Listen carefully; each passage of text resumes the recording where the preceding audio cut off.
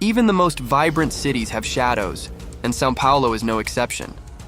Tonight on Tales of São Paulo, we delve into a story that will send shivers down your spine, the chilling tale of Caio Vinicius. Imagine the idyllic scene, a bustling metropolis bathed in the golden glow of evening. But beneath the surface, a darkness stirs. In the labyrinthine high-rises of Bela Vista, a predator lurks.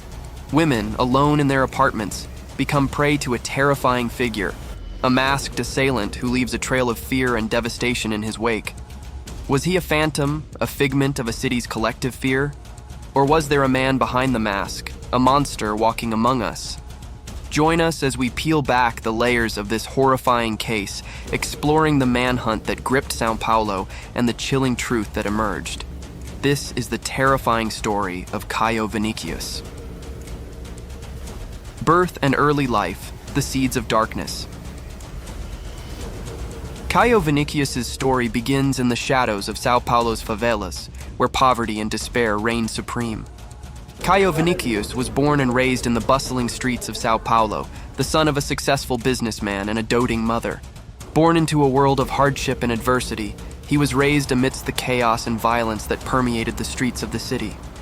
From an early age, Caio was exposed to the harsh realities of life in the favela, where survival often meant resorting to extreme measures. As he came of age, Caio's path took a dark and sinister turn, as he succumbed to the temptations of the streets and became ensnared in the web of criminality that gripped the favela. Fueled by a thirst for power and dominance, Caio embarked on a ruthless quest to establish himself as a force to be reckoned with, a quest that would ultimately lead to devastating consequences for all who crossed his path. The descent into darkness. As Caio grew older, his parents began to notice subtle changes in his behavior. He became withdrawn, prone to fits of anger, and increasingly detached from the world around him.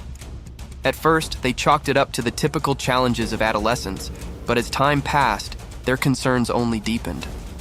It was during his college years that the true nature of Caio's darkness began to emerge. He became obsessed with the macabre, spending hours poring over books on serial killers and the psychology of the criminally insane. His fascination with the darkest recesses of the human mind only intensified, and his professors grew increasingly concerned about the direction his studies were taking. The breaking point. The breaking point came when Caio brutally murdered his girlfriend, a young woman named Isabella, in a fit of rage and jealousy. The crime shocked the entire city, as Caio had always been seen as a model student, a well-mannered young man from a respectable family. But the veneer of normalcy had been shattered, and the true monster within had been unleashed. In the aftermath of the murder, Caio's family was devastated, grappling with the realization that their beloved son had committed an unspeakable act. They desperately tried to understand what had driven him to such depths of depravity, but the answers remained elusive. As the investigation unfolded, it became clear that Caio's actions were not the result of a momentary lapse in judgment, but rather the culmination of a deeper, more sinister pathology. Psychiatric evaluations revealed that he displayed traits of psychopathy, a complete lack of empathy, and a disturbing fascination with violence and control. The pursuit of the predator. With Caio behind bars, the city of São Paulo breathed a collective sigh of relief, but the sense of safety was short-lived. It soon became clear that Caio's thirst for blood had not been quenched, and that he was using his position in prison to orchestrate a series of brutal murders from the confines of his cell. The authorities were faced with a daunting task: to stop a predator who seemed to operate with impunity, using the very system designed to contain him as a tool for his nefarious schemes. Detectives worked tirelessly, piecing together a web of evidence and following a trail of breadcrumbs that led them deeper into the twisted mind of Caio Vinicius. As the investigation progressed, a chilling pattern emerged. Caio was not only a cold-blooded killer, but a master manipulator who could control and corrupt even the most hardened of criminals.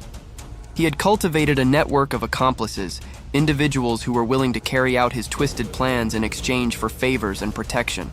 The final showdown. The hunt for Caio Vinicius became the obsession of the city, with every law enforcement agency in Sao Paulo working around the clock to bring him to justice. The pressure mounted as the body count continued to rise, and the public grew increasingly terrified of the monster that lurked within their midst. The final showdown came when the authorities finally tracked Caio down to a remote safe house, where he had orchestrated a daring prison break for his most trusted accomplices.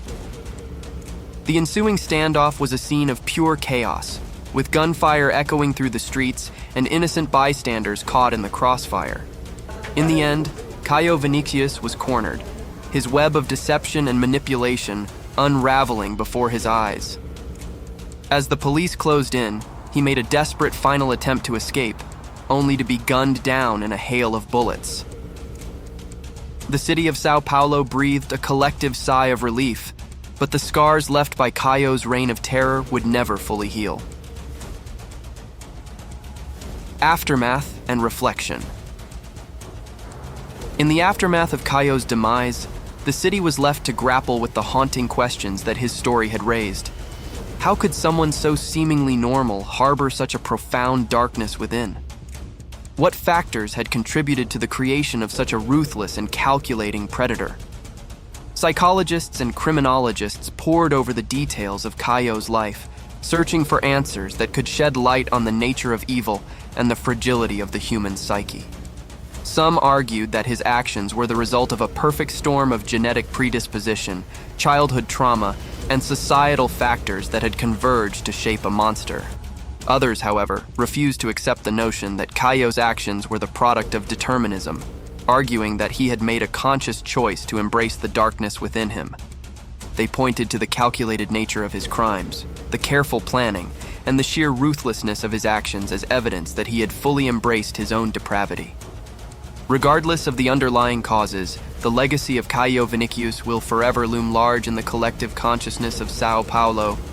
His story serves as a stark reminder of the depths to which the human mind can sink and the importance of remaining vigilant against the forces of darkness that can lurk within even the most seemingly normal of individuals. So, that's the terrifying story of Caio Vinicius. We hope it wasn't too scary.